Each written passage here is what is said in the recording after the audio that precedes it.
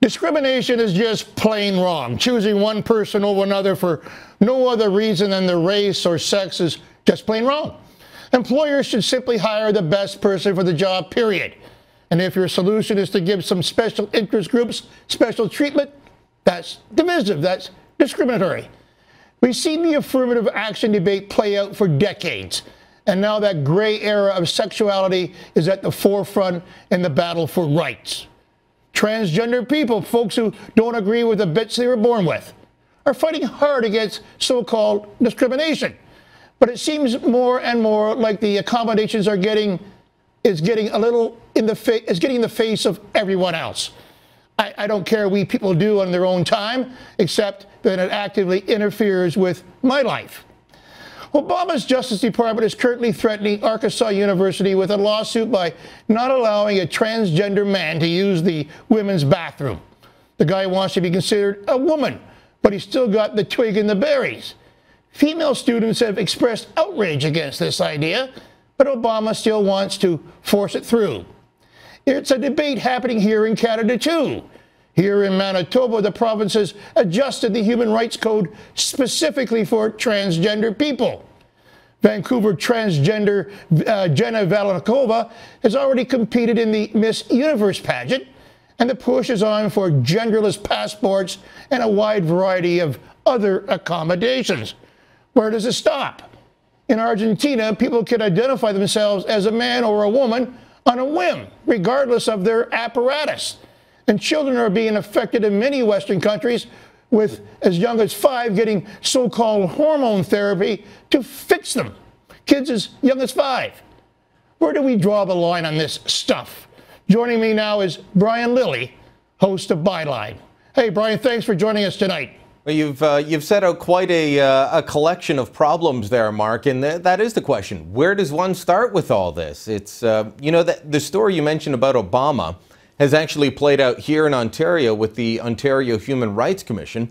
It was a man who wanted to be a woman, but as you put it, still had the twig and berries, tried to join a women's only gym. Now, this was a gym owner that supported the local Pride Festival. He was, you know, behind all the right causes. But the women at his gym said, no, we don't want a guy shower. And I don't care if he says he's a woman, he's still got the junk down below. He's a guy. We don't want him in the shower with us. The guy said no. I don't disagree with that at all. Well, the guy took issue with it, took it to the Human Rights Commission, and they found the gym to be at fault. They found the gym, and it wasn't a case of you can find other accommodations and have a special shower. No, you've got to let this guy use the women's shower.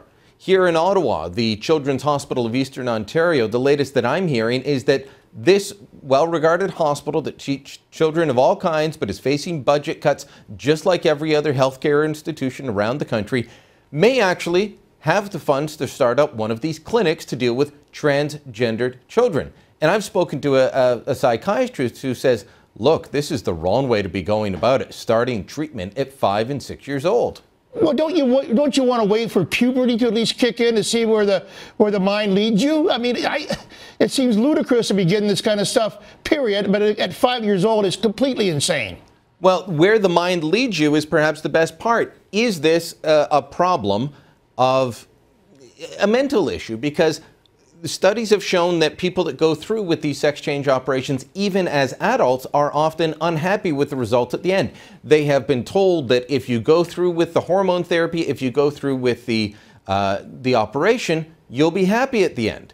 But I'm told that for every one that's happy, there are 2 that are unhappy. So is there a bigger problem that they're trying to paper over? Well, more than paper over when you consider what this operation leads to. So we're taking adult problems, putting them down on children. I think that that's the wrong way to go. And as somebody put it to me in a conversation recently, we're spending an awful lot of time talking about a very, very tiny subgroup of people, but it's become the latest media obsession. But, you know, when you said that, it brings up, in Winnipeg here, there's only one clinic that deals with the psychological evaluations of people who think they might want to go the transgender route. And there's apparently a waiting list. So are the numbers that small? I mean, I remember years ago, everything was sort of done on the down low. If you knew one person in your life who went through this, you were an exception. I mean, there was even a Sun Media sports reporter who went through transgender about maybe 10 or 12 years ago, a guy named Pat Doyle, and became a female. We wrote about it. But, you know, what are the numbers, Brian? Is there any grasp on the numbers? I don't think there are at this point. There's a lot of, as you say, things that are done quietly on this. So there's an attempt to bring this out into the open, but that's also not happening in the best way. You look at the bill that Manitoba just brought out, and similar bills coming to the federal parliament and in Ontario, where they try and say we're going to add gender identity and gender expression to a list of protected groups. Those are poorly defined terms, Mark, because they want to leave it as wide open as possible. And it's also a set-aside that says this group of people, if they self-identify, will get special rights that the general public won't have. And it's no longer a case of treating everyone equally. It's special groups get special rights.